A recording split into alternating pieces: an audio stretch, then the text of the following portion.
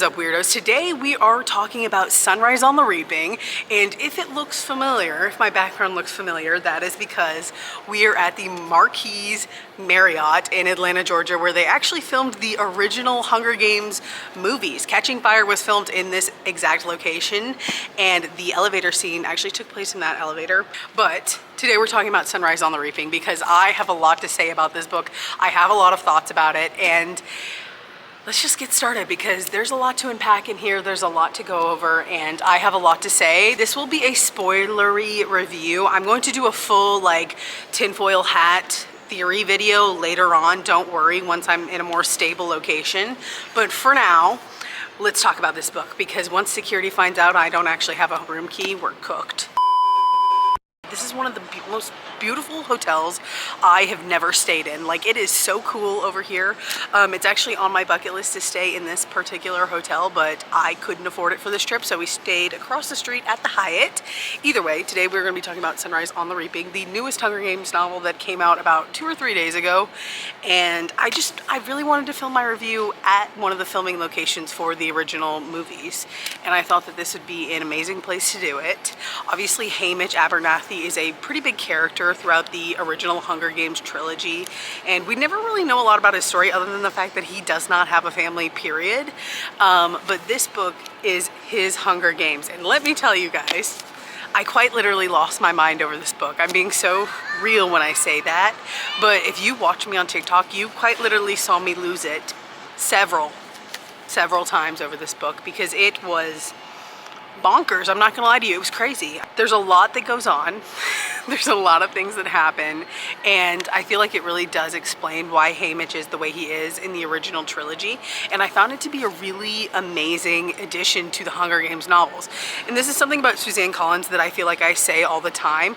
It is that she is an amazing author. One of, if not the most, I'm gonna say one of the most impressive authors that I have ever had in my time, even more impressive than Rebecca Yarros, which is astounding. And the fact that her books don't get as much love as Fourth Wing, Onyx Storm, and Iron Flame really does speak to something that I really want to talk about in a future video. Suzanne Collins only writes a book when she feels as though she has something to say, and all of her books have very clear and important messages. For instance, Sunrise on the Reaping, Haymitch's book that just came out, was about propaganda and how it can change society's views of things, and it really did show us what propaganda and things like that can do to a society and what the government has power over that some people may not even begin to think about. Because if we look at Haymitch and the way he is in the original Hunger Games, this book explains why.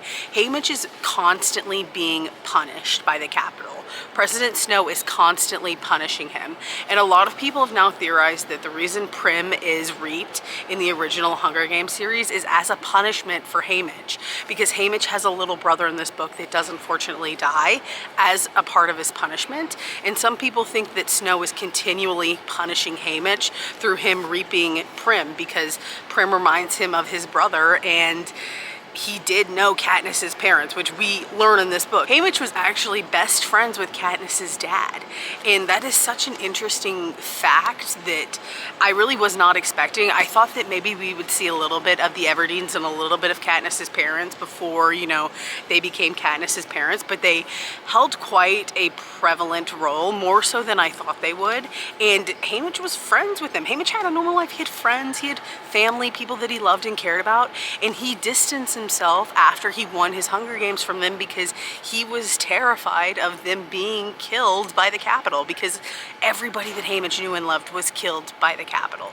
And so he cut ties with pretty much everybody after he won his Hunger Games, including Katniss's father. And a lot of people, again, like I said, are theorizing that Prim was reaped as punishment. You wanna say hi? I can't. Yep. Say hi. Hi. Wait, can I film my review on the book first and then we can do Harper time? Yeah. And I feel like another thing that added sort of a layer to this book is that Haymitch was not reaped for his Hunger Games. He was sort of picked as a last minute option when the person who was originally reaped got killed.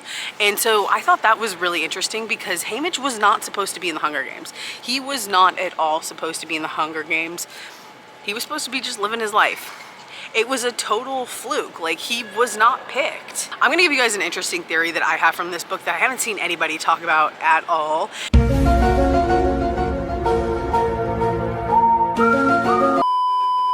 We know that Haymitch participated in the 50th Hunger Games, or the second quarter quell. Now, the catch of the second quarter quell was that there was 4 victors, not 2. They took twice as many victors for this Hunger Games as they had previously.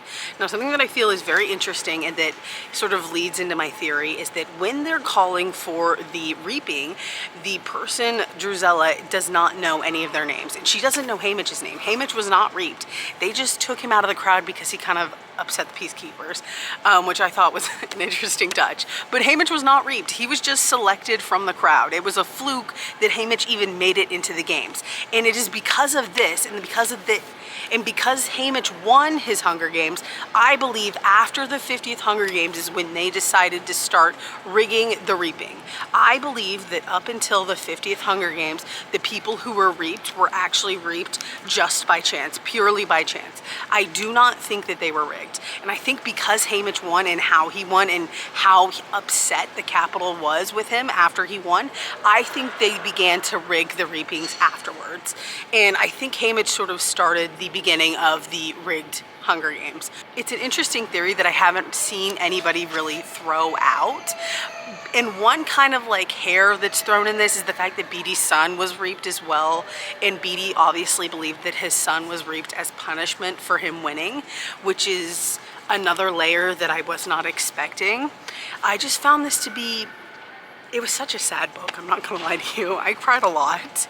But the fact that Beatty had a son and like a whole family before he won the Hunger Games is absolutely heartbreaking. Because he even, I don't know if he says it or if it's just a fan theory, he wishes he had died in his Hunger Games. Like, he genuinely wishes he had died in his Hunger Games, because if he had died, then his son still would have been alive. His son was reaped because his dad won the Hunger Games. Beatty had to mentor his own son who went into the arena and died, which is heartbreaking. And it shows just how much each of the victors struggled once they won. Like, they truly did. And I believe that with continuing books, because I think she is going to continue to write stories, I think we are going to see just how truly messed up life is for these victors and what happens to them once they win. Because I think this was beginning to a very interesting twist in this story, where the victors, who obviously, once you win the Hunger Games, you get all of this fame, money, you get a really nice house, like you're living life to the fullest. But what I'm really thinking is that a lot of these victors did not have pleasant lives after they won. And the reason we don't really see that in the original trilogy is because Katniss is our narrator. And Katniss obviously was only a victor technically for 1 year before she got raped again, and then, you know, the uprising happened. But I believe that we are going to see some very interesting stories come from this. Suzanne Collins writes her books in 3s. So my theory is that the Hunger Games original trilogy, then we have Ballads of Songbirds and Snakes, Sunrise on the Reaping, and I think Finnick Odair's book will be book number 3 for this trilogy. And then I think after that, she will write Joanne's story. And I think when Suzanne does write Joanne's story, I believe it will be a trilogy. And the reason I'm saying that is because Joanne has a lot more potential to tell a different side of the Hunger Games that we never got to see. Because if you remember, Peeta and Joanna were in the Capitol being tortured while Katniss was fighting with District 13. And while we know what happens to them, we don't really know what happened to them. The same way we knew what happened to Haymitch and Haymitch's family, but we didn't know what happened to Haymitch and his family. I believe that Joanna's story will be a trilogy. I think Suzanne Collins will write either pre-Hunger Games, Hunger Games, Hunger Games, and then I think we'll get what happens throughout the course of the original trilogy in the 3rd book. And I think we'll get to see what happens to both Peeta and Joanna in the Capitol, and I think that will be her trilogy. And I honestly think that that may be the end of Suzanne Collins for a little while. She is getting a little bit older. I think it's taking her longer to write books. So that's my personal theory, is that I believe Joanna will be getting a trilogy personally, and that it will sort of be the opposite side point of view of the original Hunger Games trilogy. And I think it'll be really interesting to see. There's a lot that goes on between the 2nd and 3rd book that we don't know about, and I think Joanna could fill in those holes for us. And it has the potential to be just as heartbreaking as Haymitch's story. Like, I truly went into this book believing that there was nothing that could happen that I would be like genuinely shocked about or upset about, but I cried over this book. This was the first book I cried over in 2025. It truly did break my heart because we knew Haymitch had a bad life. Like, that wasn't anything new, but to see just how truly devastating it was what broke me. And honestly, this is the only 5-star read that I have for 2025, which is also heartbreaking.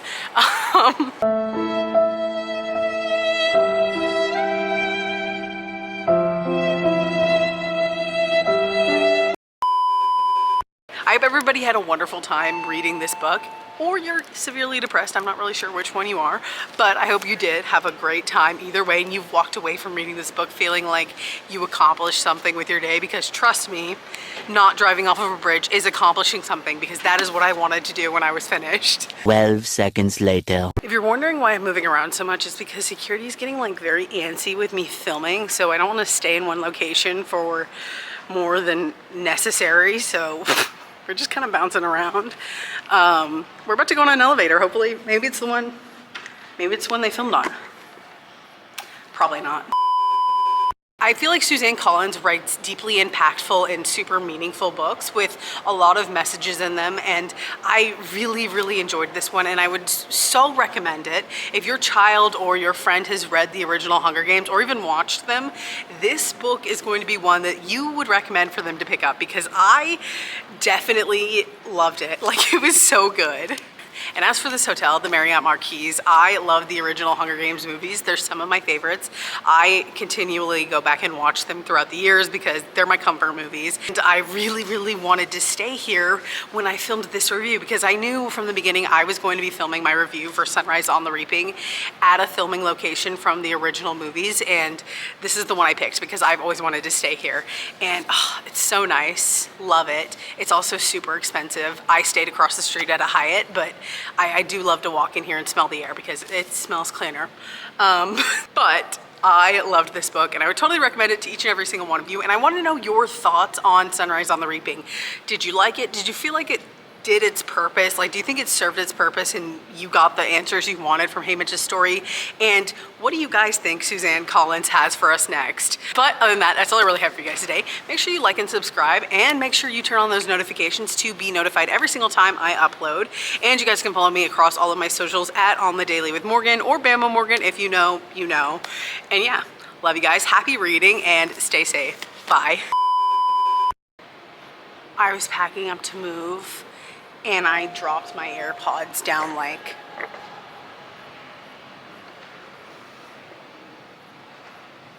I'm so cooked.